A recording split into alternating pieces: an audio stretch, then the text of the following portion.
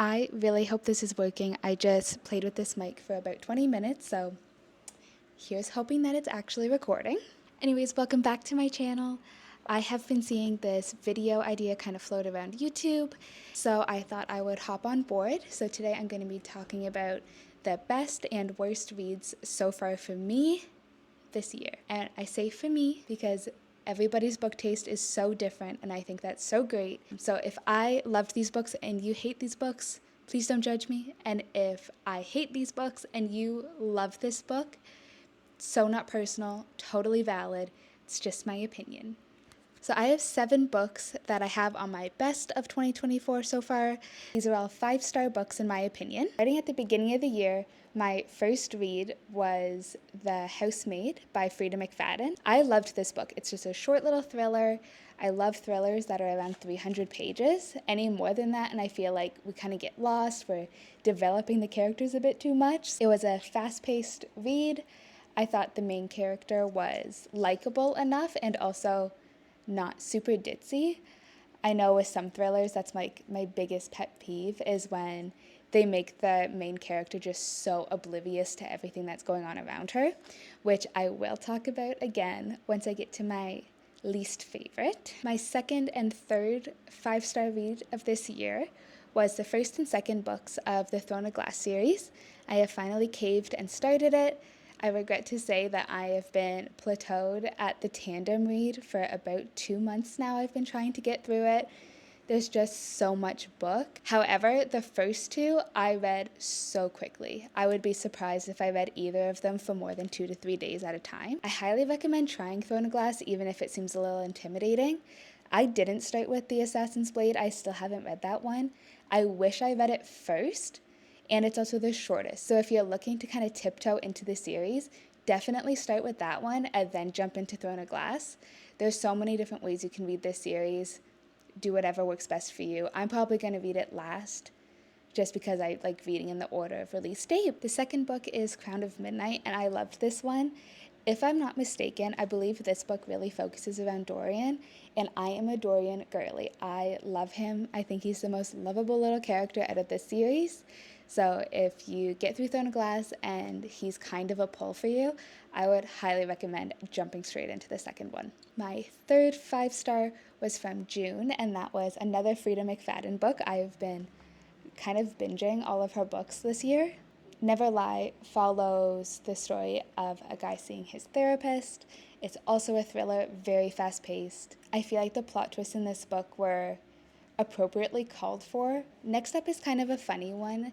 I listened to the audiobook of Friends, Lovers, and the Big Terrible Thing by Matthew Perry. And I don't know, I know a lot of people don't like rating memoirs or biographies, which I totally understand. It is kind of like a weird one. However, I would highly recommend this book if you are like myself and you love watching Friends and you're just kind of craving a little bit more understanding about what he went through and who he is. I didn't know a lot of his history or his life story going into it, so I was really intrigued by it. If you are someone that struggles with addiction or just kind of like iffy about some subjects, then I would definitely look up the trigger warnings for it, just because it might be kind of heavy, especially, again, if you're a Friends lover. Hearing his voice and being where we are now, listening to it, it feels big, it feels heavy. Moving right along, we have yet another thriller. This is We Were Never Here by Andrea Bartz. I loved this book. I didn't know what to expect going into it. I had kind of seen it circulating a little bit. The plot of this book really kept me guessing about what was going on and who was like the bad guy in it. And as someone that reads a lot of thrillers, I feel like you get used to the tropes a lot and you get used to just the kind of the way that these books tend to go. But this one really kept me guessing, and I found the ending very satisfying. It's also quite short. I think I read this one in pretty well one sitting. Yeah, it's like exactly 300 pages.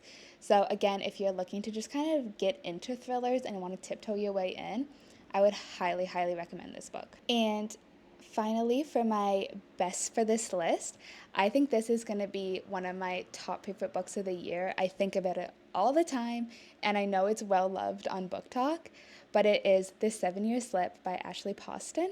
I was obsessed with The Dead Romantics when it came out, and I feel like if you loved that and you loved the kind of odd romantic interests, then this is definitely a book for you. I think she just has the most intriguing characters. I definitely understand the hype about this book now. I was a little hesitant at first just because I really wanted to love it. Plus, I think the cover is beautiful. It's probably one of my favorite ones that I own. Also, based in New York City, and I love anything based in New York City, so that was kind of a win for it already. I think out of all of her books I've read so far, I think this one might be the one that I would love a sequel from, even though I don't think she will do that. I think she likes writing her standalone books, which totally makes sense, but I just want more of these characters. So yeah, if you are like me and you like reading romance, but you're not necessarily like a small town kind of girl, I would highly, highly recommend giving it a shot. Again, like it looks like a bit of a bigger book, but it's so digestible, you will just eat it up. I have 2 honorable mentions that didn't quite make it to 5-star, but were strong 4 stars in my opinion. The first one is yet again another Frida McFadden book. Like I said, I have just been hooked on reading her stuff lately. This one is The Teacher.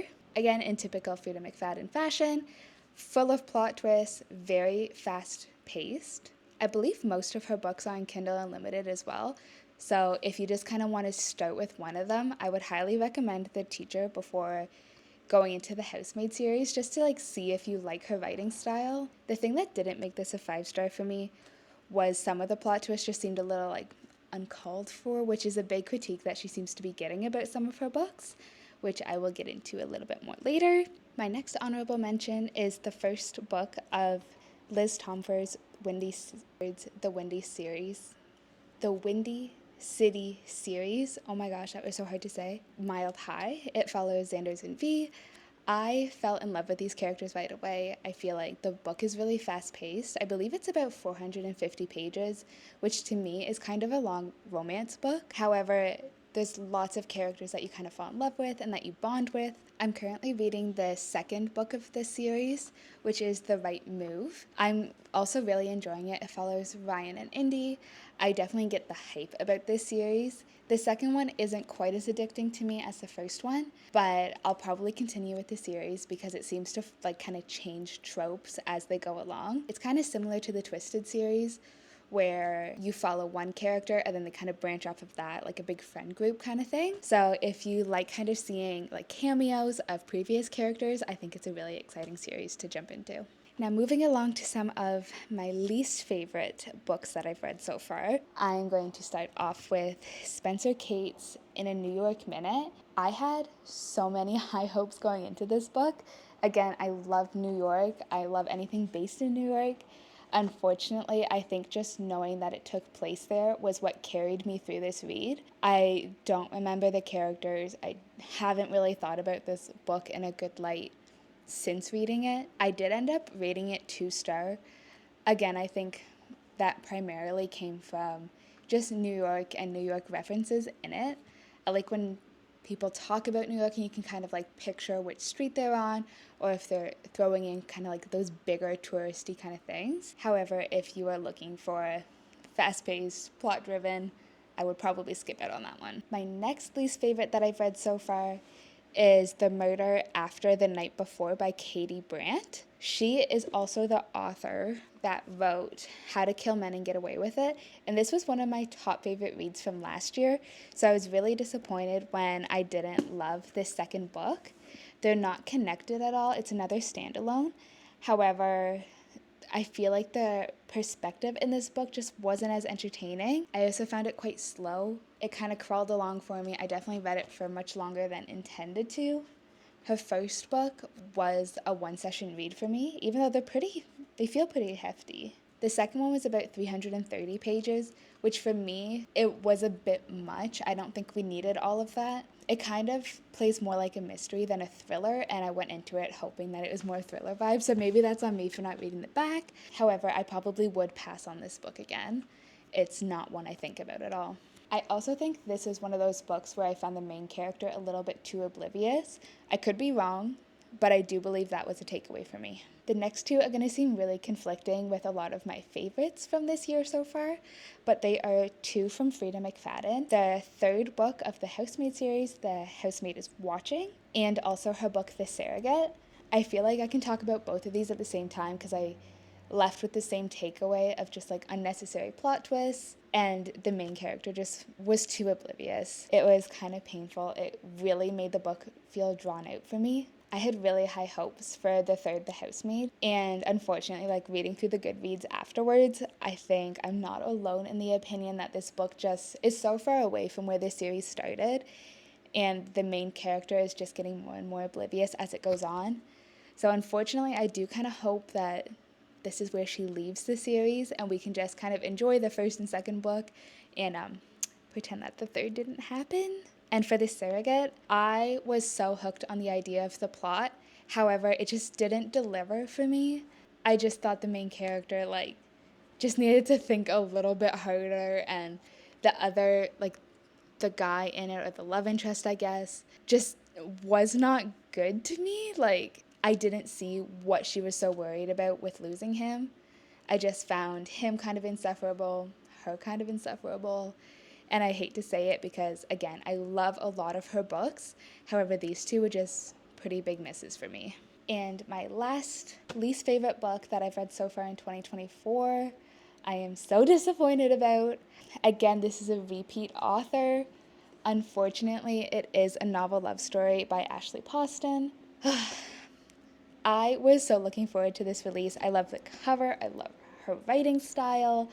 I typically fall in love with her worlds really quickly. However, with this one, it just wasn't a strong plot for me, I guess. And I also didn't know it was a small town romance going into it. So if you love small town romances, maybe this would be for you.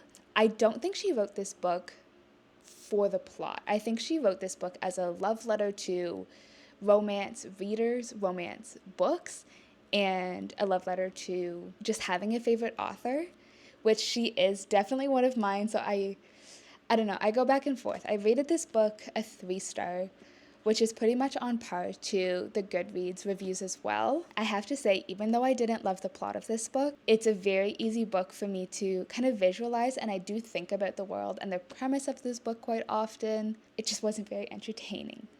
For me, it was just kind of a miss, and I would highly recommend her other books still.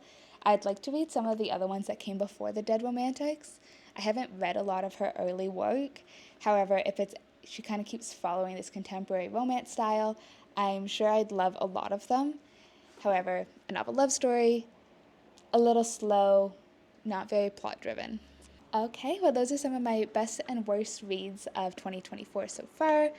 I am hoping that there are a lot more 5-star reads for the rest of this year. So let me know if I mentioned any of your favorites, or if you felt the same way about some of the less favorited ones so far. Like, comment, subscribe, all the YouTube things.